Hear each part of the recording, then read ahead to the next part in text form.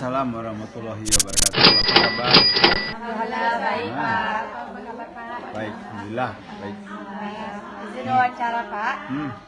Jadi begini Pak. Nama siapa? Nah, perkenalan dulu. Ya, perkenalan dulu. Perkenalkan Pak, nama Ana Ya. Syifa Rizky Putri, biasa dipanggil Cici dari E2 Pak. E2 ya. Perkenalkan Pak, nama saya Soleha Pak dari E2. E2 juga. E2 semuanya. Iya, Pak. Nah, ini siapa namanya? Nazifah Zumbi. Nazifa. Terus satu lagi? Samara Pak. Tamara. Oke. Apa maksudnya? Jadi gini Pak, kan Santai aja. Jangan tegang ya. Santai aja. Jadi gini Pak, kan Bapak kan sekarang udah jadi guru yang hebat, guru yang Wah, inspiratif. berlebihan tuh. Iya Pak, ini real Pak, ini real atas dasar ya, menganggap seperti itu Pak. Iya. Udah ke luar negeri Pak, Wah. udah menciptakan udah ada buku sendiri Pak. Kamu udah lihat buku saya? Oh, di perpus Pak. Di perpus? Tapi di perpus ada kan? Ada lihat? Ada Ada. Pak, tapi belum baca lagi. Oh, baca nanti ya. Oke. Jadi Pak, kami mau bertanya, bagaimana pengalaman Bapak selama ini? Kan pasti setiap perjalanan tuh pasti ada yang jatuh bangunnya gitu kan Pak. Ya. Kayak roda kehidupan selalu berputar gitu kan Pak. Ya. Kadang di bawah, kadang di atas, kadang di tengah gitu kan Pak. Ya. Jadi bagaimana waktu apa tuh berada di dalam posisi yang di bawahnya tuh Pak? Kayak lagi di rodanya tuh lagi berputar di bawah gitu Pak. Oh, kayak roda pedati ya. Iya Pak, kayak roda pedati. Nasib bak candu roda padati. Coba nyanyi. Turun nyanyi ganti baganti. Kan lagu lah. Begini, hidup itu memang seperti itu, seperti roda pedati. Sekali naik, sekali turun. Naik katigala badarai. Turun ke bawah taimpi badan merasa. Gimana lah? Oh, kayak itu hidup itu. Jadi selama karir saya jadi guru itu juga.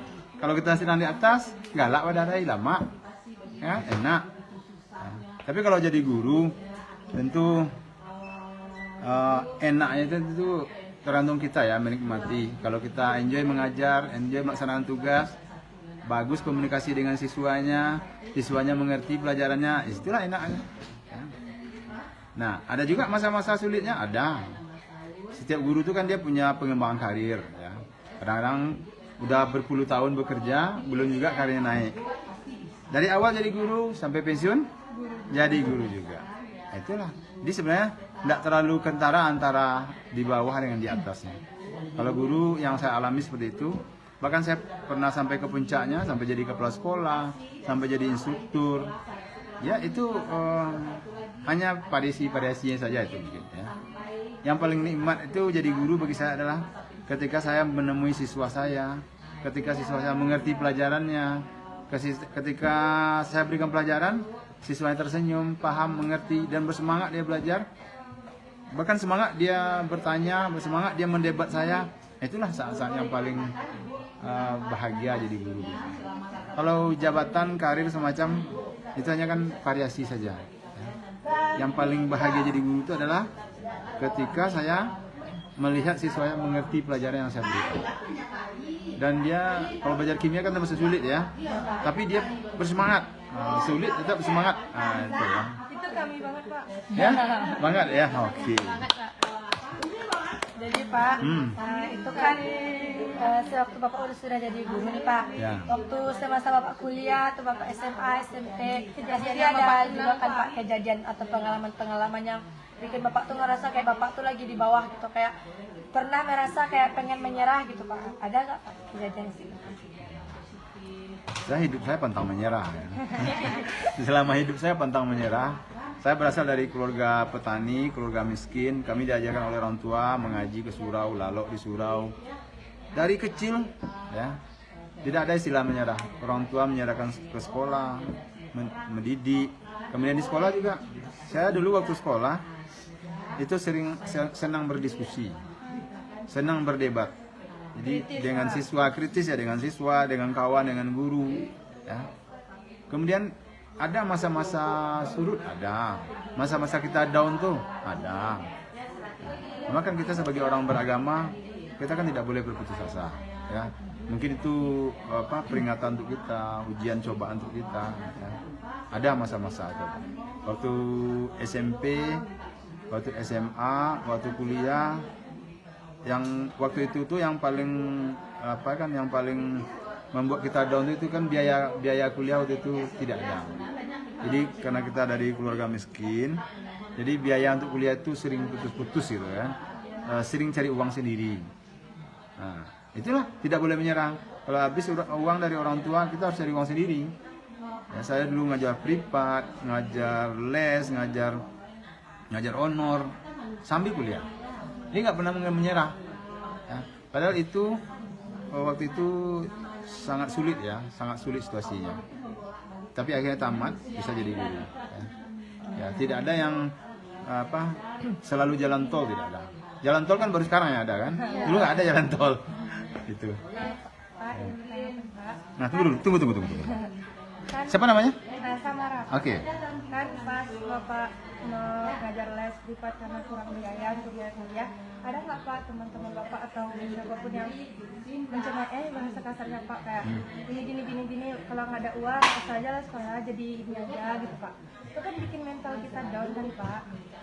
Waktu itu mungkin di kampung ada ya, tapi kalau waktu saya kuliah di Padang itu nggak ada. Karena waktu itu keadaan sulit semua.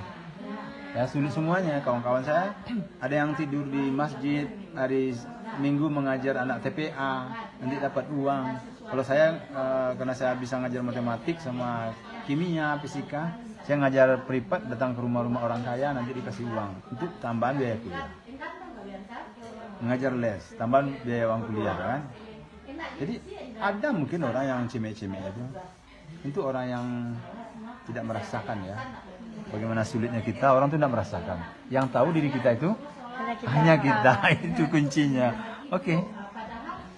Ada yang mau ditanya? Ya. Lanjut lagi Pak. Oke. Kan itu kan ada masa daunnya kan Pak. Ya. Gimana strategi Bapak untuk bangkit itu Pak? Apa yang Bapak lakukan kayak waktu Bapak tahu ada orang yang mencemooh, waktu Bapak tahu kalau misalnya ekonomi waktu itu lagi sulit Pak, kan Bapak lagi ngajar les itu kan Pak. Pasti ngajar les itu nggak langsung dapat orang kan Pak. Gimana cara Bapak buat meyakinkan orang gitu Pak? Cara Oke. bangkitnya. Saya dulu tidak punya waktu untuk memikirkan orang yang mencemeh-cemehkan itu ya. Jadi terlalu sibuk gitu ya.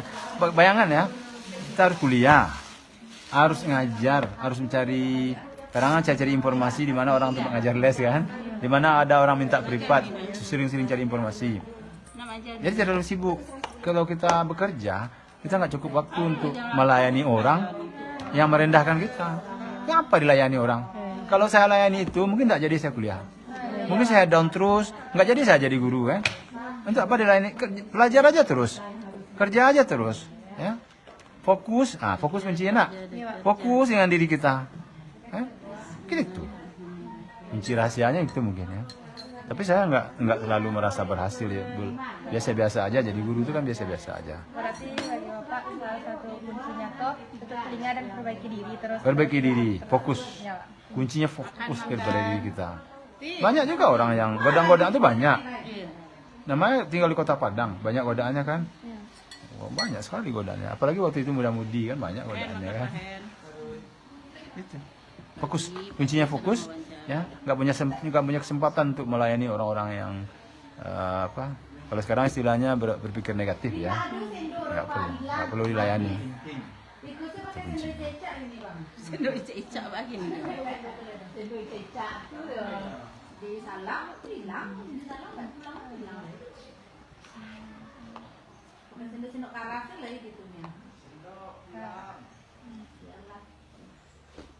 Ya, ada yang mau ditanyakan lagi? Ya. Jadi kan gini Pak, kan sekarang udah berada di atas lagi nih Pak, alhamdulillahnya. Mana nih? Iya. Jadi rodanya di atas lagi. Kayak roda pedati sudah di atas lagi rodanya nak. Lagi rodanya Pak. Nah, terus Bagaimana cara Bapak memandang yang lalu-lalu itu Pak? Apakah misalnya harusnya waktu itu ada yang harus diperbaiki sedikit lagi, harusnya waktu itu saya seperti ini loh gitu Pak. Kayak walaupun sekarang saya sudah berhasil, waktu itu harusnya saya seperti ini bukan seperti ini. Ada nggak Pak sesuatu yang Bapak sesali? Iya. apa? Untuk apa penyesalan? Untuk apa kita sesali? Semuanya sudah berlalu kan? Sudah berlalu. Jadi prinsip saya hidup itu saya jadikan semuanya itu pengalaman yang sangat berharga. Kita belajar dari pengalaman kita kita bisa belajar dari pengalaman orang lain, kan macam-macam kan. Terutama pengalaman kita, apalagi pengalaman pahit kan. Itu pasti ada pahitnya. Ngajar les ada pahitnya itu, nggak selalu manis. Waktu terima uangnya manis kan. Akhir bulan. Waktu perjalanan itu tidak gampang. Ngajar privat ke rumah orang-orang kaya, kita kadang-kadang kita diusir. Nggak selalu kita diterima di layanan yang baik. Ya. Saya dulu ngajar honor juga. Di sekolah itu tidak selalu orang responnya positif terhadap kita. Iya kan? Tidak selalu. Itu bagaimana kita mengatur kepribadian kita aja lagi. Ya. Mengatur posisi diri kita. Bagaimana kita merespon orang-orang itu aja. Kan tidak semuanya harus direspon. Ya, yang jadi tugas kita itu kita kerjakan. Ya. Jaga komunikasi dengan baik. Tanpa komunikasi, semuanya jadi kacau. Ya. Di sekolah ini kalau nggak bagus komunikasi kita jadi kacau. Kamu di kelas juga kalau nggak bagus komunikasi sama teman-temannya, kacau. Nah, kemudian seperti itu saya memandang masa lalu saya. Itu semua pengalaman yang sangat berharga, terutama untuk masa sekarang dan masa depan. Di masa lalu itu yang kita jadikan pijakan.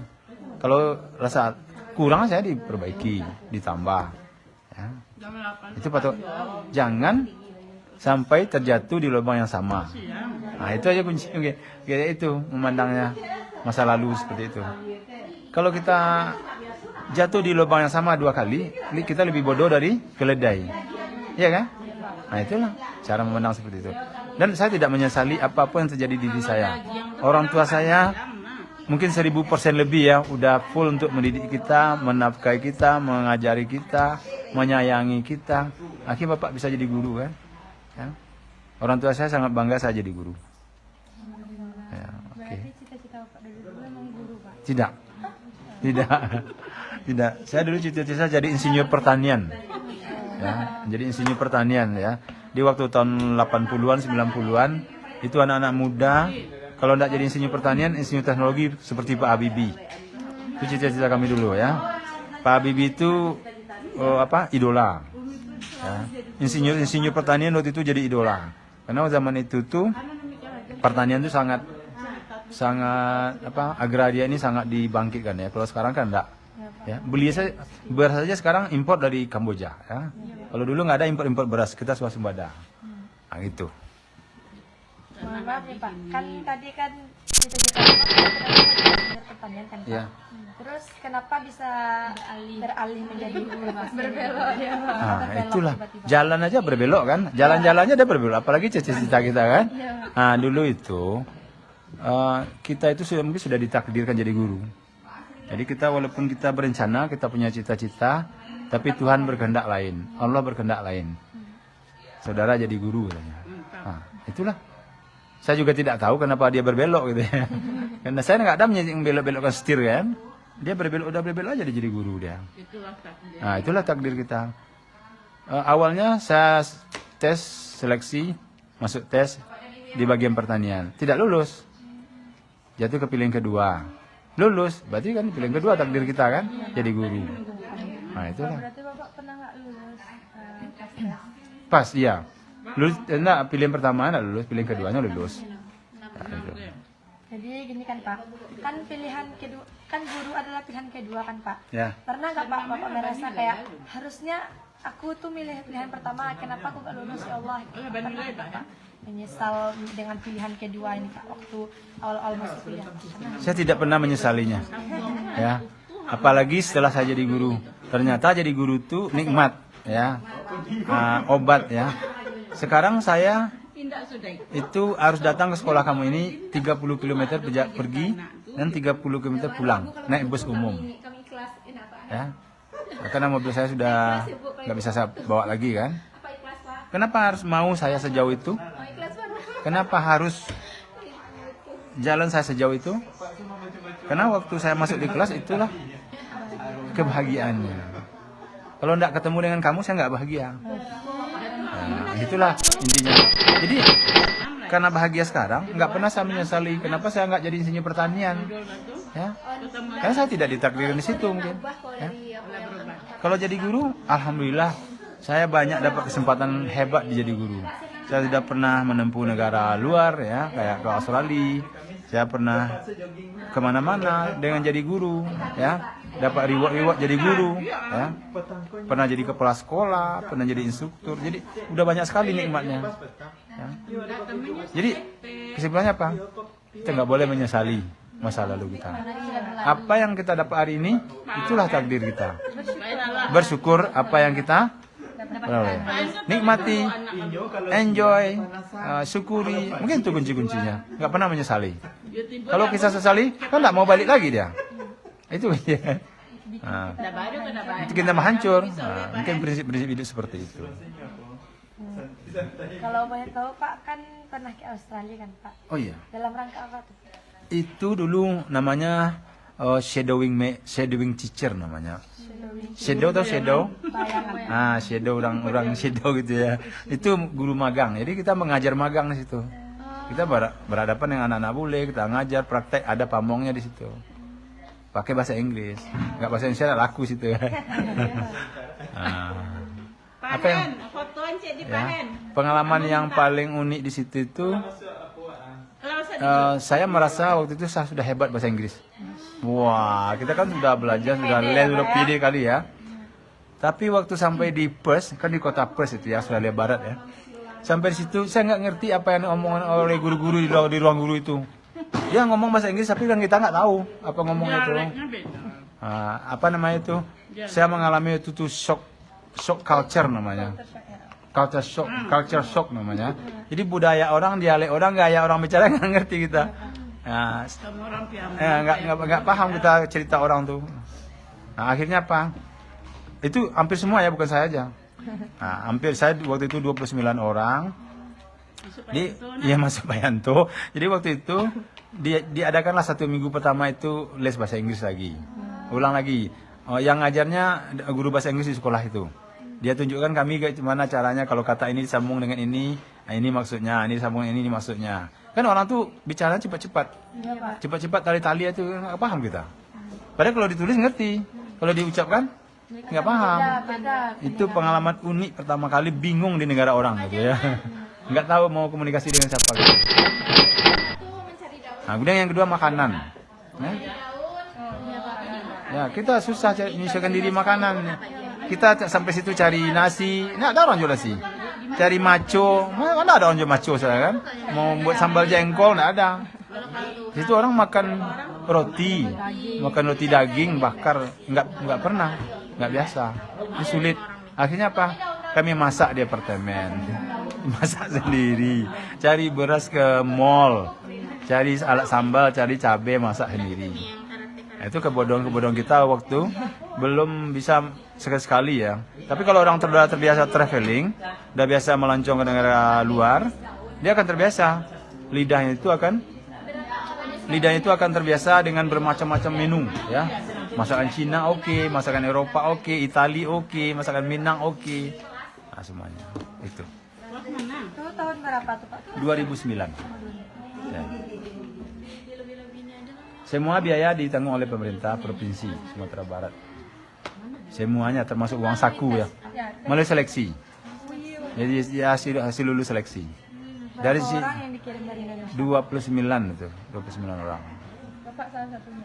Dari Salatiga ada Ibu Titin nama di sini satu dulu. Udah almarhumah ya, sudah meninggal ya. Ini meja dia ini. Ini meja Ibu Nisa satu tempat ini. Nah. Pak Yanto, tahu Pak Yanto? Nggak tahu ya. Mantan kepala sekolah sebelum ini. Nah, sebelum ini. Jadi kami itu sama-sama berangkat. Seleksinya waktu itu berapa orang? Banyak, ratusan orang. Terus Indonesia Pak? Sumatera Barat. Banyak. Yang dikirim tuh, yang diseleksi itu guru-guru MIPA, matematik, fisika, kimia, biologi. Jadi harapannya itu kalau bisa kamu bisa belajar tuh ada pengantar bahasa Inggrisnya itu. Terbiasa membaca buku bahasa Inggris, terbiasa mendengar orang ngomong bahasa Inggris gitu ya. Karena dunia luar dia menggunakan bahasa Inggris. Mau nggak mau kita kan? Ya, iya Arabic penting ya. Tapi lebih luas tuh penggunaan bahasa Inggris. Mau nggak mau kita kemana aja kita pergi. Biasakan. Jangan biasakan saja drakor misalnya Korea. Nanti bahasa Korea nanti bisa kan? Berarti Bapak menikmati hari-hari yang Bapak jalani sekarang dulu Pak? sangat menikmati, ya. Kenapa? Kalau saya tidak menikmati, tentu saya udah muak kan. Saya udah hampir pensiun, mungkin saya di rumah aja lah, berhenti aja saya lagi kan. Pernah gitu Pak? Kayak Enggak pernah. Karena ini kan jauh nih jaraknya nih, jauh kan? 30 kilo tuh jauh jaraknya. Nah. Tapi nggak pernah saya bangun pagi, ya pagi-pagi udah siap ke sekolah. Ya. Mungkin belum bangun di sini, saya udah siap-siap berangkat sekolah dari sana, ya kan? Itu misalnya ya. Tapi saya yakin kamu di sini subuh itu udah sebelum subuh udah ada di masjid kan? Udah ada, alhamdulillah. Itu biasakan gitu. kayaknya segitu aja Ya. Pak. Ya. Kuatnya dong Pak. Hah? Kuatnya Kuatnya untuk apa ya? kami yang Oh, gitu. berjuang ke depannya lah. Untuk anak-anak kuatnya apa? Tetap semangat ya. Tetap semangat belajar, jangan putus asa. Ya. Oh. Apa itu ya? Hari kamu itu masa depan. Hari ini kamu itu menentukan masa depan maksudnya. Apa yang kamu lakukan hari ini itulah masa depan kamu. Ya. Kemudian untuk anak-anak sering saya sampaikan kan ada yang ngantuk-ngantuk di kelas, nak lawan rasa ngantuk itu. Ya. Kalau kamu tidak mau melawan rasa ngantuk, tanggunglah kebodohan seumur hidup. Itu kan sudah ada dari orang-orang besar itu kata-kata seperti itu. Mantap. Ya. Makasih Ya. Pak. Ya. Makasih Ya. Pak. Ya. Assalamualaikum warahmatullahi wabarakatuh. Waalaikumsalam warahmatullahi wabarakatuh.